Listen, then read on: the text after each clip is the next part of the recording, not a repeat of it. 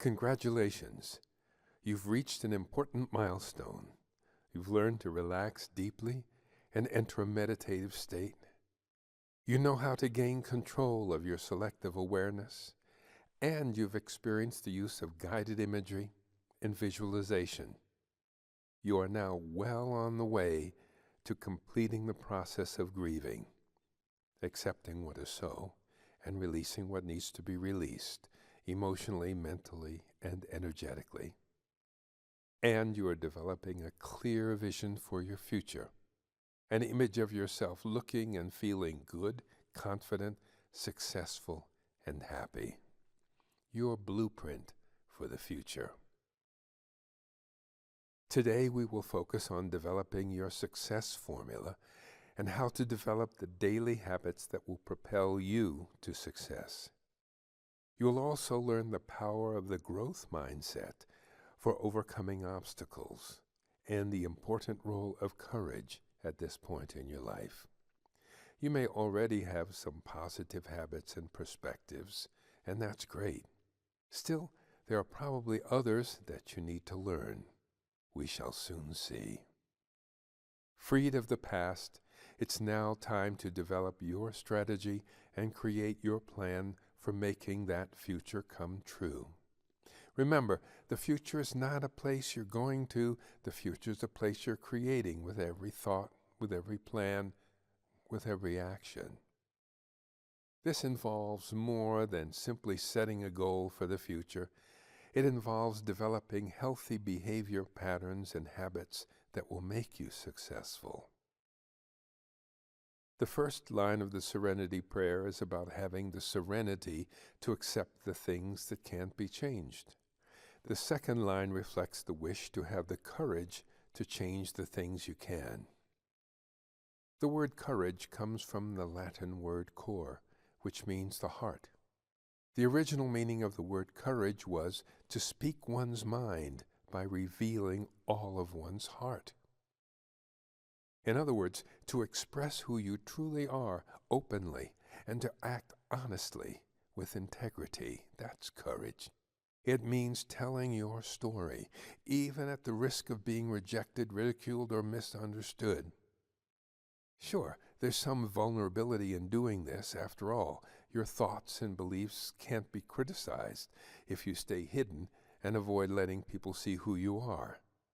Well, your monkey mind would advise you to hide, since its program is to avoid any exposure because it feels being eaten by a predator. But if it is allowed to guide your behavior, you will lose opportunities to be accepted and embraced for who you are and find the perfect job for your skills, talents, and interests. To have courage, then, you must develop the valor and bravery to quiet the monkey brain and replace negative thoughts with the thoughts and behaviors that are proven to produce success. You may have believed that people who are courageous have no fear. Totally not true. The meaning of true courage is not the absence of fear, that's foolhardiness, but the act of doing what you believe is right, despite your fears. Someone once told me that when you have become fully an adult, you do what has to be done, when it has to be done, whether or not you feel like doing it, and do a good job. That means having the courage of your convictions and acting on what you truly believe, regardless of what others may think or say. Now, let's take a look at those behaviors most likely to ensure your success in bouncing back after your job loss. Call them success habits because they are the habits of successful people in dealing with crises. I once heard the aphorism, "Successful people make a habit of doing the things that failures hate to do." Think about it. Successful people make a habit of doing the things that failures hate to do. Successful people don't like doing those things either, but their desire and will to succeed are stronger than their dislike. Think about it. Failures hate to get to bed on time at night, and failures hate to get up in the morning. Early to bed and early to rise makes a man healthy, wealthy, and wise, said Ben Franklin, and that's as true now as it was in his day. Failures hate to deny themselves junk food. They hate to say no to alcohol. They hate to exercise regularly. Failures hate to be on time. They hate to keep searching in the face of rejection. They hate to create and follow a routine. And yet these are exactly the habits you want to develop because they will create the highest success the most rapidly. The key is, don't spend your time. Invest it. And creating healthy habits is a great investment. Remember, as Virgil wrote back in 100 BC, first you make your habits, and then your habits make you. As the twig is bent, the tree inclines. The first and most valuable habit is a mental habit, having what is called a growth mindset. The undeniable fact is that all habits begin in your mind. Your lungs don't crave a cigarette, and your hands don't yearn for a second dessert. The motivation and the behavior pattern come from your mind, and the secret to making the change you want is your mindset. A mindset is a belief or set of beliefs that orients how you approach and handle situations, the way you sort out what's going on and what you should do. Certain mindsets can help you spot opportunities, while another mindset might trap you in a self-defeating cycle. Stanford University psychologist Carol Dweck, in her book that I recommend wholeheartedly, entitled Mindset, presented the idea of mindsets by contrasting people's different beliefs about the source of their abilities. People who have a fixed mindset believe that their abilities and their behavior patterns are fixed, unalterable. They often believe that talent alone leads to success and that effort is not required or not worth it. This is a harmful belief because it makes them doubt their potential to learn and change in our ever-changing world. If you have a growth mindset, however, then you can expect that you can improve your ability and that your skills and intelligence can grow with time and experience. You realize that your effort, wisely expended, will lead to success. So you focus and put in extra time, and it pays off. For you, therefore, a failure, a loss, or a rejection merely shows you what you need to work on. As you explore new directions in your life, you will run into obstacles. You will put out effort but get no reward. It's simple for a person to decide, I've failed not just once but a bunch of times. I might as well give up. That is the fixed mindset. You can only imagine that the same thing will happen every time if you try again. So why bother? Many people succumb to this habit of mind, and they become the failures that lie alongside the road to success. If that kind of thought comes along, erase it and replace it with a thought from the growth mindset. Think instead about Walt Disney. Every Hollywood studio rejected his cartoon, Steamboat Willie. They figured nobody wanted to watch cartoons about a mouse who speaks in falsetto. So Walt started his own studio and proceeded to go bankrupt. But he persevered. His new company succeeded and is now worth more than $5 billion. And Mickey was the first cartoon character to get a star on the Hollywood Walk of Fame. "It's not whether you get knocked down, it's whether you get up," said Vince Lombardi. Or think about Thomas Edison. When asked about the many thousands of failures he had when trying to create the light bulb, he famously said, "I have not failed. I've just found 3,000 ways that won't work." Edison also said, "Opportunity is missed by most people because it's dressed in overalls and looks like work." Or think about Michael Jordan, who may be the greatest basketball player ever. He was kicked off his high school basketball team because he wasn't good enough. But he didn't give up. Then, after he became a superstar among superstars, he confessed, "I have missed more than 9,000 shots in my career. I have lost almost 300 games. On 26 separate occasions, I have been entrusted to take the game-winning shot, and I missed.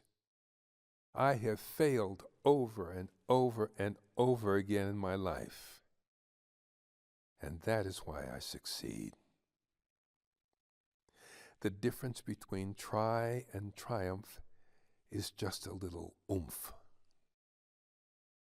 Elvis Presley's music teacher gave him a C and told him he couldn't sing. After his first paying gig, his manager told him, "You ain't going nowhere, son. You ought to go back to driving a truck." His first records went nowhere, but he persevered. The rest, as they say, is history. Henry Ford said it. Whether you think you can or you think you can't, you're right. You got it? Whether you think you can or you think you can't, you're right.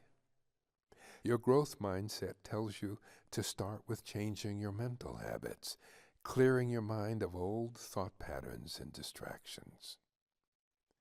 In the same way, a teacher must erase the blackboard at the end of one class before the next one begins, so she can work with a clean slate, so to speak. Use your selective awareness to erase distracting thoughts, emotions, cravings, discouragements that may have been habits in your past. Instead, put your higher mind in control by visualizing the new patterns of thinking and behaving during deep relaxation. That's your guided imagery. And becoming one with your success affirmations. That takes a little time and effort because your monkey mind will tend to resist and hold on to old maladaptive ways of doing things, even though they don't work. Why? Well, strangely enough, the monkey mind holds on simply because the old behaviors are familiar and therefore less frightening to the limbic system. This is why many people continue through their entire lives feeling ashamed, guilty, resentful, and habitually repeating failure habits and addictive behaviors, even though they produce only short-term gain, but long-term pain. As they say in the 12-step programs, doing the same thing over and over and expecting different results is a form of insanity. When I was a boy, I learned about a clever way the people of the West Indies used to catch wild monkeys. First, they would build a little wooden box with a hinged lid with a latch on it. There's also a little hole in the side of the box, just big enough for a monkey's hand to reach in. The hunter would then nail this box to the side of a tree and place a banana inside. And then he would close the door.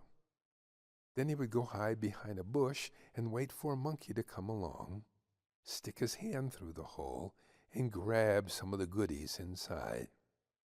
At this point, the hunter would casually step out from behind the bush and approach the monkey. The monkey would struggle to pull his hand out of the hole, but because he was holding on to the banana, his hand could not fit back through the hole. The hunter could then casually snap a collar around the monkey's neck, unlatch the box, pry the food from the monkey's hand, slip the monkey's hand out of the hole, and then place the monkey in a cage. When your monkey mind is in charge, you will find that you are holding on to emotions, memories, and thoughts that are not helpful. This is the fixed mindset. This kind of thinking is done by the part of your mind called System 1, the part that dwells in your paleocortex, your limbic system, that I call your monkey mind. There's another way to process information. It's called System 2. This kind of information processing takes place in your neocortex and is capable of much more. It is in the skillful use of System 2 thinking that mankind has produced its greatest triumphs: the wheel, the internal combustion engine, the computer, the internet, far more than any monkey brain could ever conceive of with System 1 thinking.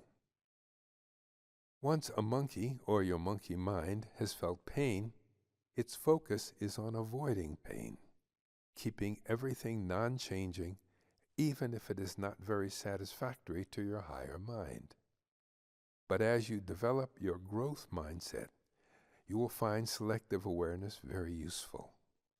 Through the mindful use of deep relaxation and meditative skills, you have the power to calm the frightened, avoidant monkey mind and engage your analytic and creative higher mind.